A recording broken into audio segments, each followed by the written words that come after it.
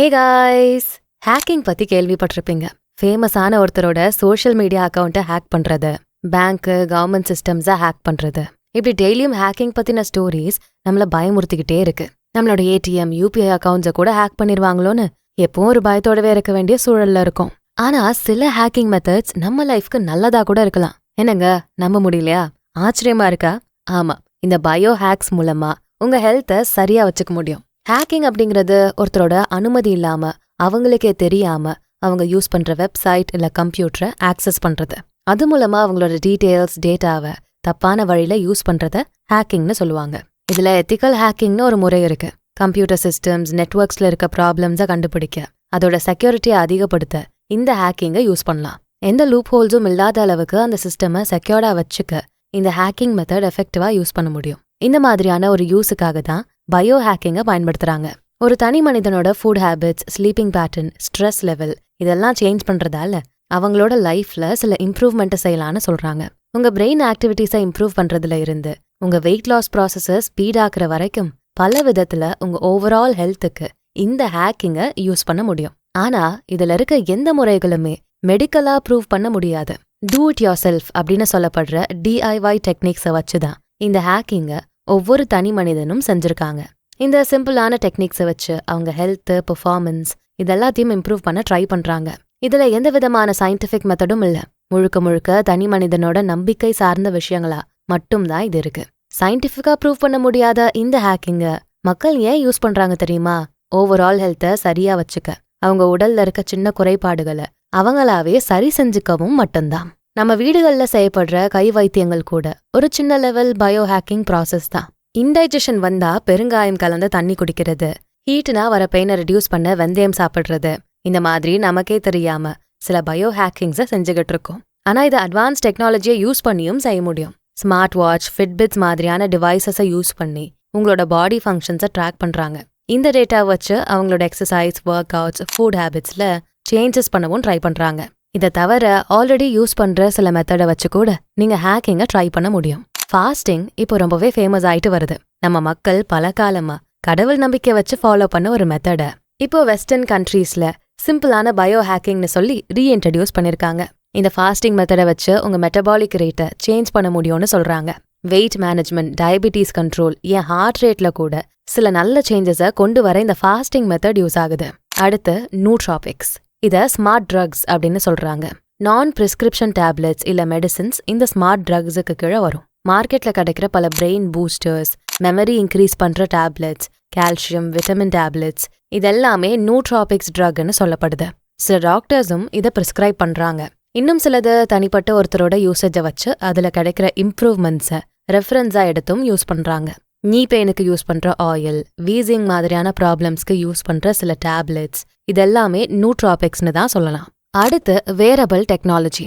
நம்ம யூஸ் பண்ற smart watches, fitness pants, இன்னும் சில அட்வான்ஸ்டு வேரபிள்ஸ், மொபைல் அப்ளிகேஷன்ஸை வச்சு நம்ம உடல்ல இருக்க சில சேஞ்சஸை ட்ராக் பண்றோம். அந்த டேட்டாஸை வச்சு நம்ம ஒர்க் அவுட்டை சேஞ்ச் பண்றது, இல்ல ஸ்லீப்பிங் ஸ்டைலை மாத்துறது, ஃபுட் ஹேபிட்ஸ்ல கூட சில மாற்றங்களை கொண்டு வர்றது, ரீப்ரொடக்டிவ் சைக்கிளை ட்ராக் பண்ணி அதுக்கேற்ற லைஃப் ஸ்டைல் சேஞ்சஸ் செய்யறது, இதெல்லாமே இப்ப இருக்க அட்வான்ஸ் டெக்னாலஜியை பயன்படுத்தி நம்ம உடம்ப ஹேக் பண்ற முறைகள் தான்.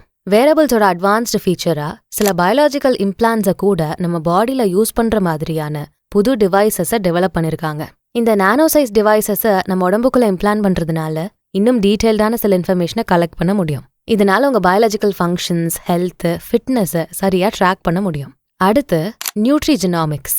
இந்த மெத்தட்ல நீங்க சாப்பிடுற உணவு உங்களோட பாடியில என்ன மாதிரியான மாற்றங்களை ஏற்படுத்துது அப்படின்னு சொல்ற விதமா இருக்கும். இப்போ நீங்க ஃபாலோ பண்ற ஒரு ஃபுட் ஹேபிட், டயட் இதெல்லாம் உங்க டிஎன்ஏல என்ன மாதிரியான சேஞ்சஸை உருவாக்குதுன்னு ட்ராக் பண்ண இந்த டெக்னிக்கை யூஸ் பண்ணலாம். ஒருத்தர் ஃபாலோ பண்ற உணவு முறைகளை ட்ராக் பண்ணி அதனால ஏற்படுற ஹெல்த் ரிஸ்கை கண்டுபிடிக்கிறதும், அதுக்கேற்ற டயட் சேஞ்சஸை செஞ்சு அந்த ரிஸ்கை தடுக்கிற முறைகளை கண்டுபிடிக்கிறதுக்கும் தான் இந்த நியூட்ரிஜெனாமிக்ஸ் மெத்தடை யூஸ் பண்றாங்க.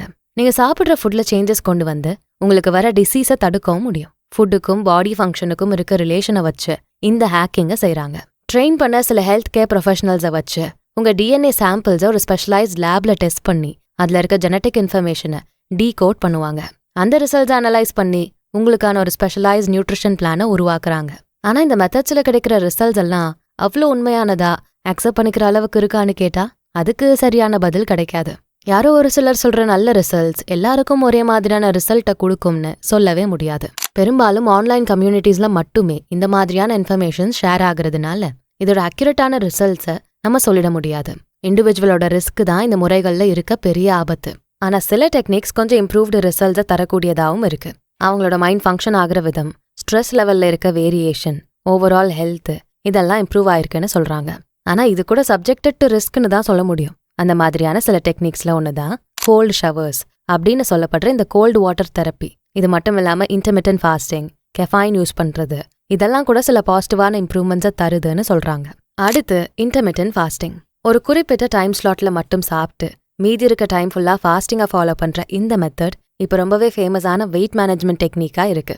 1 meal a day OMAD அப்படிங்கிறதும் இந்த முறையில வர ஒரு டெக்னிக் தான். உங்க ஃபாஸ்டிங் டைமை இன்க்ரீஸ் பண்ணி ஈட்டிங் விண்டோவை கம்மியா வச்சுக்கிறதால உங்க மெட்டபாலிக் ரேட்ல ஒரு சேஞ்சஸை பார்க்க முடியும். இந்த ஈட்டிங் அண்ட் ஃபாஸ்டிங் டைமை சூஸ் பண்றது ஒவ்வொருத்தருக்கும் வேரி ஆகும். சில பேர் 14 hours ஃபாஸ்டிங்ல இருப்பாங்க, இன்னும் சில பேர் 12 hours ஃபாஸ்டிங். இப்படி அவங்க லைஃப் ஸ்டைலுக்கு ஏற்ற மாதிரியான ஒரு சேஞ்சஸை கொண்டு வந்து அவங்க வெயிட் மேனேஜ்மெண்ட்டை ஈஸியா செய்ய முயற்சி செய்யறாங்க. இதனால body fat, blood pressure rate கம்மியாகலாம், ஹார்ட் ரேட்ல கூட நல்ல இம்ப்ரூவ்மெண்ட்டை பார்க்க முடியும்னு சொல்றாங்க. இது மட்டும் இல்லாம இன்ஃப்ளமேஷன் ரெடியூஸ் ஆகுது, ஸ்ட்ரெஸ்ஸும் டயபெட்டிஸ் கூட ரெகுலேட் பண்ண முடியுதுன்னு சொல்றாங்க. அடுத்து கெஃபைன். உங்க வேலையை ஃபோக்கஸ்டா செய்ய, உங்களோட பிரெயினை ஆக்டிவா வச்சுக்க இந்த கெஃபைன் யூஸ் ஆகும். உங்களோட ஓவரால் ப்ரொடக்டிவிட்டியை அதிகப்படுத்துற இந்த கெஃபைனை பல விதத்துல கன்சியூம் பண்ணலாம். காஃபி, ட்ரிங்க்ஸ்ல கூட இந்த கெஃபைனை மாடரேட்டா யூஸ் பண்றதுனால நல்ல ரிசல்ட்ஸ் கிடைக்குதுன்னு சொல்றாங்க. ஆனா இந்த அளவு கொஞ்சம் சேஞ்ச் ஆனா கூட பிளட் ப்ரெஷர்ல சேஞ்சஸ் வரலாம், தலைவலி ஏற்படலாம். ஸோ அந்த ரிஸ்க்கும் சேர்த்து தெரிஞ்சு வச்சுக்கிறது நல்லது. இந்த எல்லா மெத்தட்லயுமே ரொம்ப ஃபேமஸான ஒன்னா இருக்கிறது இந்த கோல்டு ஷவர்ஸ் தான். ஸோ கோல்டு ஷவர் ரொம்ப குளிர்ச்சியான தண்ணியில குளிக்கிறது, இல்ல ஐஸ் போட்டு கோல்டு வாட்டர்ல உங்க பாடியை ஃபுல்லா இம்மர்ஸ் பண்றது தான் கோல்டு ஷவர்னு சொல்ற ஒரு ஃபேமஸான டெக்னிக். ஒரு 15 degree Celsius கம்மியான டெம்பரேச்சர்ல இருக்க வாட்டருக்குள்ள உங்க ஃபுல் பாடியை இம்மர்ஸ் பண்றதும், ஐஸ் கோல்டு வாட்டர்ல குளிக்கிறது, ஒரு ஓப்பனான ஐஸ் கோல்டு வாட்டர்ல ஸ்விம் பண்றதும் இந்த டெக்னிக்கோட இன்னொரு ஃபார்மா சொல்லலாம். இது ஒரு எக்ஸசைஸ் ட்ரெண்டாகவும் நிறைய ஹெல்த் பெனிஃபிட்ஸ் இருக்க ஒரு ஃபேமஸான ப்ராக்டிஸாகவும் இன்னும் இருக்கு. உங்களோட மென்டல் ஹெல்த், இம்யூன் சிஸ்டம், கார்டியோவாஸ்குலார்னு சொல்லப்படுற ஹார்ட் ரிலேட்டட் ஃபங்க்ஷன்ஸை ரெகுலேட் பண்ண முடியும்னு இதை ப்ராக்டிஸ் பண்றவங்க சொல்றாங்க. அது மட்டும் இல்லாம ஐஸ் கோல்டு வாட்டர்ல உங்க பாடி கான்டாக்ட் ஆனதும் இமீடியட்டா உங்களோட பிளட் சர்க்குலேஷன் அதிகமாகும். ஒரு அத்லீட் அவரோட ப்ராக்டிஸ் செஷனுக்கு அப்புறமா இந்த ஐஸ் ஷவரை எடுக்கிறப்போ அவங்களோட பாடியில இருக்க ரெக்கவரி ப்ராசஸை இன்னும் இது அதிகமாக்குது. இதனால அத்லீட்ஸ், ஸ்போர்ட்ஸ் பர்சன்ஸுக்கு மத்தியில இந்த மெத்தட் ரொம்பவே ஃபேமஸா இருக்கு. இதுக்கான சில ரிசர்ச் கூட நடத்தி காட்டியிருக்காங்க. ஆனா இது எல்லாமே தனிப்பட்ட நபர்களோட எக்ஸ்பீரியன்சஸ் மட்டுமே. இந்த கோல்ட் ஷவரை ஃபர்ஸ்ட் இன்ட்ரடியூஸ் பண்ணது ஐஸ் மேன் அப்படின்னு அழைக்கப்படுற விம் ஹாஃப் தான். இவரு டச் கண்ட்ரியை சேர்ந்த ஒரு அத்லீட். பனியில வெறும் காலோட நடக்கிறது, ஓடுறது, ஐஸ் கட்டிக்கு கீழே இருக்க தண்ணியில வேகமா நீச்சல் அடிக்கிறதுன்னு பல ரெக்கார்ட் பிரேக்கிங் ஈவெண்ட்ஸை செஞ்சு காட்டியிருக்காரு. இவரோட ஒரு மெத்தட் தான் இந்த விம் ஹாஃப் பிரீதிங் டெக்னிக். நல்ல ஐஸ் கோல்ட் எக்ஸ்போஷர்ல உங்க பிரீதிங்கை கான்ஷியஸா இன்க்ரீஸ் பண்றது மூலமா உங்க பாடியில சிக்னிஃபிகண்டான சில நல்ல சேஞ்சஸை உருவாக்க முடியும்னு இவரு ப்ரூவ் பண்ணிருக்காரு. இதுக்காக வேர்ல்டு வைடா பல கோர்சஸையும் கண்டக்ட் பண்ணவும் செய்யறாரு. ஆனா மெடிக்கலா, சயின்டிஃபிக்கா இந்த மெத்தடை சரியான டேட்டாஸை வச்சு இது வரைக்கும் யாரும் ப்ரூவ் பண்ணல. சயின்ஸை தாண்டின ஒரு ப்ராக்டிஸா தான் இன்னும் இதை ஃபாலோ பண்ணிட்டு வராங்க. ஆனா இதனால உங்க மென்டல் ஹெல்த் அண்ட் பிசிக்கல் ஹெல்த்ல சில சேஞ்சஸ் டெவலப் ஆகுறத யாரும் மறுக்கிறது இல்ல. பாடியில இருக்க இன்ஃப்ளமேஷனை கம்மி பண்ணவும், உங்களோட ஸ்ட்ரெஸ் லெவலை இன்ஸ்டன்டா குறைக்கவும் இந்த டெக்னிக்கை யூஸ் பண்ணலான்னு சொல்றாங்க. ஆனா இதுலயும் கொஞ்சம் ரிஸ்க் இருக்கிறத யாருமே மறுக்க கூடாது. ஹைப்போதெர்மியா, பிரெக்னெண்டா இருக்க லேடிஸ், பிளட் ப்ரெஷர் இருக்கவங்க, அடிக்கடி கிட்டினஸை ஃபீல் பண்றவங்க, ஹார்ட் சம்பந்தப்பட்ட டிசீஸ் இருக்கவங்களுக்கு இந்த மெத்தட் சஜஸ்ட் பண்ணப்படுறதில்ல. இதை பத்தின முழு தெளிவில்லாம இந்த மெத்தடை யாரும் பிளைண்டா செஞ்சு பார்க்கறதும் அவ்வளோ சரியா இருக்காது. ஸோ இந்த டெக்னிக்கை பத்தின எல்லா விஷயங்களையுமே இந்த வீடியோல தெரிஞ்சுக்கலாம். விம் ஹாஃப் மெத்தட் உங்களோட ஓவரால் ஹெல்த் அண்ட் வெல்பீயிங்கை மெயின்டைன் பண்றதுக்கான ஒரு மெடிடேஷன் மெத்தட்னே சொல்லலாம். ஐஸ் கோல்டு வாட்டர்ல வர ஹைப்பர் வென்டிலேஷனை யூஸ் பண்றது மூலமா நம்மளோட பிளட்ல இருக்க ஆக்சிஜன் லெவல் இன்னும் அதிகமாகும். அதனால நம்ம சுவாசத்தை கண்ட்ரோல் பண்ணவும் முடியுதுன்னு இந்த மெத்தடை ஃபாலோ பண்றவங்கலாம் சொல்றாங்க. இந்த விம் ஹாஃப் மெத்தட்ல 3 முக்கியமான விஷயங்கள் இருக்கு. Cold exposure, breathing exercise, commitment. இதை ஃபாலோ பண்ண நினைக்கிறவங்க முதல்ல சின்ன சின்ன பிரீதிங் எக்ஸசைசஸை செய்ய ஆரம்பிக்கலாம். அப்பதான் ஒரு கோல்ட் எக்ஸ்போஷர்ல உங்களால பிரீதிங்கை கண்ட்ரோல் பண்ண முடியும். இந்த கோல்ட் எக்ஸ்போஷரையுமே உடனே பிராக்டிஸ் பண்றது நல்லதில்ல. முதல்ல கோல்டு வாட்டர் பாத் எடுக்கிறது, அதுக்கப்புறம் கொஞ்சம் கொஞ்சமா ஐஸ் கட்டிகள்ல உங்களை முழுக வைக்கிறது, இந்த மாதிரியான ஸ்டெப் பை ஸ்டெப் ப்ராசஸ் தான் நீங்க செய்யணும். இந்த 2 விஷயத்தையும் கரெக்டா ஃபாலோ பண்ண உங்களோட ஃபுல் கமிட்மெண்ட்டுக்கு கொஞ்சம் பொறுமையும் டெடிகேஷனும் தேவையா இருக்கு. சரி, இப்போ இந்த டெக்னிக்கை எப்படி செய்யறதுன்னு பார்க்கலாமா? முதல்ல ஒரு நல்ல பிரீதிங் பிராக்டிஸை செய்யறது ஒரு நல்ல இனிஷியேட்டிவா இருக்கும். ஒரு அமைதியான இடத்துல உட்காந்து ஆழ்ந்த மூச்சு பயிற்சியை செய்யணும். உங்களோட வாய் மற்றும் மூக்கு வழியா எவ்வளோ மூச்சை இழுத்து உங்க செஸ்ட் ஃபுல்லா வச்சுக்க முடிகிற அளவுக்கு ஆழமா இன்ஹேல் பண்ணணும். அப்புறம் உங்க வாய் வழியா மூச்சை வெளியே விடணும். உடனே திரும்பவும் வேகமா மூச்சை உள்ள இழுக்கணும். இந்த ப்ராசஸை ஒரு ஷார்ட் டியூரேஷனுக்கு 30 to 40 டைம்ஸ் ரிப்பீட் பண்ணணும். அப்புறம் நல்லா டீப்பா இன்ஹேல் பண்ணிட்டு உங்களோட மூச்சு காத்த ஹோல்டு பண்ண ட்ரை பண்ணணும். உங்களால எவ்வளோ டைமுக்கு ரிலாக்ஸ்டா அதை செய்ய முடியுதோ அவ்வளோ நேரம் மட்டும் ஹோல்டு பண்ணா போதும். எப்போ மூச்சு விடணும்னு தோணுதோ அப்போ அதை ஃபுல்லா எக்ஸ்ஹேல் பண்ணணும். அட்லீஸ்ட் ஒரு 15 செகண்ட்ஸ் உங்க பிரெத்தை ஹோல்ட் பண்ண முடிஞ்சாலே போதும். இதே முறையில ஒரு 2 to 3 டைம்ஸ் ரிப்பீட் பண்ணணும். அதுக்கு பிறகு உங்க நார்மல் பிரெத்தோட நல்ல டீப்பான ரிலாக்ஸேஷன் ஸ்டேட்டுக்கு போகலாம். விம் ஹாஃபோட அட்வைஸ் படி ஒரு பிகினர் இந்த பிராக்டிஸை டெய்லி கூட பண்ணலாம். ஆனா ஒரு குறிப்பிட்ட நாளுக்கு அப்புறமா நல்லா பிராக்டிஸ் ஆனதும் ஒரு நல்ல கோல்டு வாட்டர்ல குளிக்கிறப்போ இந்த பயிற்சியை செஞ்சு பார்க்கலாம். இந்த ஸ்டேட்டை இந்த டெக்னிக்கோட இன்டர்மீடியட் லெவல் அப்படின்னு சொல்ல முடியும். நல்லா பிராக்டிஸ் பண்ணதுக்கு அப்புறம் ஒரு பெரிய ஐஸ் நிறைஞ்ச பாத் டப்ல இல்லனா ஐஸ் வாட்டர்ல ஸ்விம்மிங் கூட பண்ணலாம். இந்த டெக்னிக்கை ஸ்டெப் பை ஸ்டெப்பா பிராக்டிஸ் பண்றப்போ எக்ஸ்ட்ரீம் கோல்டு கண்டிஷன்ஸ்லயும் உங்க பெர்ஃபார்மன்ஸை பர்ஃபெக்டா வெளிப்படுத்த உதவும்னு சொல்றாங்க. ஒரு அத்லீட், ஸ்போர்ட்ஸ் பர்சனுக்கு இது ரொம்பவே யூஸ்ஃபுல்லா இருக்கலாம். 2021ல 15 amateur ஸ்பிரிண்டர்ஸுக்கு ரன்னிங்க்கு முன்னாடி இந்த மெத்தடை பிராக்டிஸ் பண்ண வச்சிருக்காங்க. ஆனா இதுல கிடைச்ச ரிசல்ட்ஸ் அவ்வளோ துல்லியமா இருக்கல. ஒவ்வொரு நபருக்கும் மாறுபட்ட எக்ஸ்பீரியன்சஸ் தான் கிடைச்சது. பொதுவா இந்த மெத்தட்ல நம்ம பாடியில இருக்க இன்ஃப்ளமேஷனை குறைக்கவோ இல்ல ரெகுலேட் பண்ணவோ வைக்குது அப்படின்னு சொல்றாங்க. ஆனா விம் ஹாஃபோட ஃபாலோவர்ஸ் இது நல்ல பலன் தர ஒரு பிராக்டிஸா இருக்கணும்னு சொல்லியிருக்காங்க.